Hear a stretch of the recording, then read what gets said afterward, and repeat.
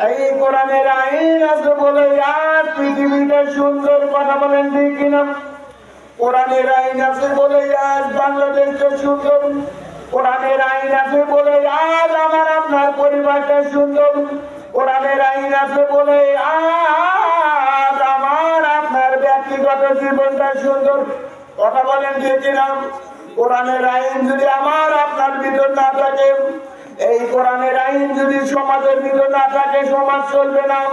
কোরআনের আইন যদি রাষ্ট্রের ভিতর না থাকে, রাষ্ট্র চলবে না। কোরআনের আইন যদি পৃথিবীর ভিতর যদি না থাকে, পৃথিবীটা চলবে না। শুধু তাই নয়, এই কোরআনের আইন যদি সংসদ ভবন না চলে, সংসদ ভবনটাও চলবে, কথা বলেন ঠিক কিনা? এই কারণে পরিবারের ভিতর কোরআনের আইন পালন করা দরকার আছে কি নাই? কোরআনের আইন যে সমাজ গঠন করা দরকার আছে কি নাই? কোরআনের আইন যে পরিবারটা গঠন করা দরকার আছে কি নাই? কোরআনের আইন যে আজ আমার আপনার পৃথিবীটা গঠন করা দরকার আছে কি নাই?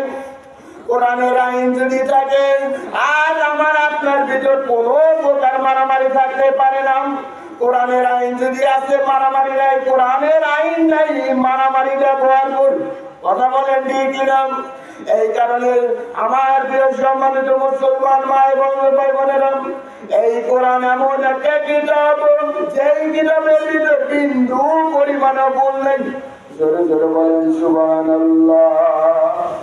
এই পৃথিবীর বুকে হাজার রকমের বই রয়েছে, এই পৃথিবীর বুকে শত শত রকমের বই বের হয়েছে, কিন্তু প্রকৃত কোরআনের উপর আর কোন বই এই পৃথিবীর বুকে বের হবে না, কথা বলেন ঠিক কিনা? এই পৃথিবীর বুকে হাজার রকমের বই আছে, কোন বই দেখলে আপনি সওয়াব পাবেন না, শুনলেও সওয়াব পাবেন না। অন্য অন্য বই দেখলে আপনার কোনো সওয়াব নাই, শুনলেও কোনো সওয়াব নাই, কিন্তু আল্লাহ তাআলা বলেন এই কোরআনকে যদি তুমি পড়ো, এই কোরআন দেখলেও সওয়াব, কোরআন শুনলেও সওয়াব, অন্যকে শোনালেও সওয়াব, অন্যকে দেখালেও সওয়াব। আল্লাহ বলেন সুবহানাল্লাহ। এই কারণে নামাজের ভিতরে যারা কোরআনকে বেশি বেশি মহব্বত করে, তাহলে কিয়ামতের ময়দানে আল্লাহ তাআলা ওই সমস্ত নামাজি ব্যক্তিদেরকে শুধু 10 গুণ নয়, 20 গুণ নয়, 700 গুণ মহান আল্লাহ তাআলা সব করিয়ে দেন। জোরে জোরে বলেন সুবহানাল্লাহ। এই পৃথিবীর বুকে যত ধরনের রিডিং এর বুক আছে, বাংলা যত ধরনের বুক আছে, যত ধরনের রসায়ন বই আছে, যত ধরনের পদার্থ বিজ্ঞানের বই আছে, কোন বই 1 ঘন্টা পড়লেও আপনি যে পরিমাণ সওয়াব পাবেন না। বরঞ্চ এই কোরআনের একটা সূরা ফাতিহা যদি পাঠ করেন, আল্লাহ তাআলা সারাটা দিন অন্য বই যপ করবেন, এই সূরা ফাতিহা একবার পাঠ করবেন, বরঞ্চ আল্লাহ তাআলা 1 নয় 2 নয়, শত শত কোটি কোটি গুণ সব আল্লাহ তাআলা কোরআনের বরকতে বাড়িয়ে দেবেন। জোরে জোরে বলেন সুবহানাল্লাহ। এই কারণে ভাই, আমি আপনাদের সবাইকে আরজ করব, কোরআনকে ভালোবাসা শেখেন, কোরআনকে মহব্বত করা শেখেন। বন্ধু যদি বানাইতে হয়, কোরআনকেই বন্ধু বানানো লাগবে, কথা বলেন ঠিক কিনা? বন্ধু যদি বানাইতে হয়, কোরআনওয়ালাদেরকে বন্ধু বানানো লাগবে। বন্ধু যদি বানাইতে হয়, নামাজওয়ালাদেরকে বন্ধু বানানো লাগবে। বন্ধু যদি বানাইতে হয়, আলেমওয়ালাদের সাথেই বন্ধু বানানো লাগবে, কথা বলেন ঠিক কিনা? সেই বন্ধু আমাকে আপনাকে শুধু দুনিয়ার বুকে শান্তি দেবে না, সেই বন্ধু আমাকে আপনাকে শুধু দুনিয়ার বুকে শান্তি দেবে না, কবর জগতের শান্তি দেবে।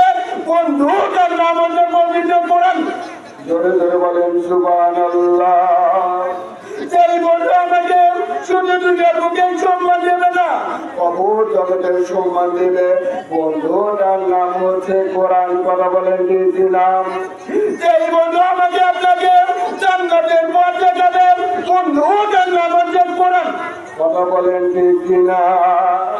এই কারণে আমি আপনাদের সবাইকে দাওয়াত দিয়ে যাই, আজকে চৌবাড়ি গ্রামবাসী সবাইকে দাওয়াত দিয়ে যাই না, কোরআনকে বেশি বেশি মহব্বত করে শেখেন। এমনও মুসলমান আছে কোনদিনও নামাজ পড়ে না, কথা বলেন ঠিক কিনা? আল্লাহ তাআলা বলেন যারা নামাজকে মহব্বত করবে, কাল কিয়ামতের ময়দানে আল্লাহ তাআলা নামাজি ওয়ালাদের সাথে আসর নাসর করাইবেন। জোরে জোরে বলেন সুবহানাল্লাহ। এই কোরআনকে যারা মহব্বত করবে আল্লাহ তাআলা তাদেরকে কোরআন ওয়ালাদের সাথে আসর নাসর করাইবেন। শুধু তাই নয়, যারা মসজিদকে মহব্বত করবে, মসজিদকে যারা ভালোবাসবে, মসজিদের সাথে যারা বন্ধুত্ব বানাবে, কাল কিয়ামতের ময়দানে আল্লাহ তাআলা মসজিদ ওয়ালাদের সাথে আসর নাসর করাইবেন। জোরে জোরে বলেন সুবহানাল্লাহ। কিন্তু বর্তমান সমাজে দেখা যায় আমরা বিড়ি খোরদের বন্ধু বানাই। কথা বলেন ঠিক কিনা? বর্তমান সমাজে দেখা যায় আমরা নেশাখোরদের বন্ধু বানাই। বর্তমান সমাজে দেখা যায় আমরা হারাম খোরদেরকে বন্ধু বানাই। কথা বলেন ঠিক কিনা? ওই হারাম খোরদেরকে বন্ধু বানালে জান্নাত পাওয়া যাবে? হারাম খোরদেরকে বন্ধু বানালে জান্নাত পাওয়া যাবে? বিড়ি খোরদেরকে কখনো বন্ধু বানানো যাবে? নেশা খোরদেরকে কখনো বন্ধু বানানো যাবে? হাদিস শরীফে বর্ণিত আছে, যার সাথে যার মহব্বত, তার সাথে যার হাসর নাসর। জোরে জোরে বলেন সুবহানাল্লাহ।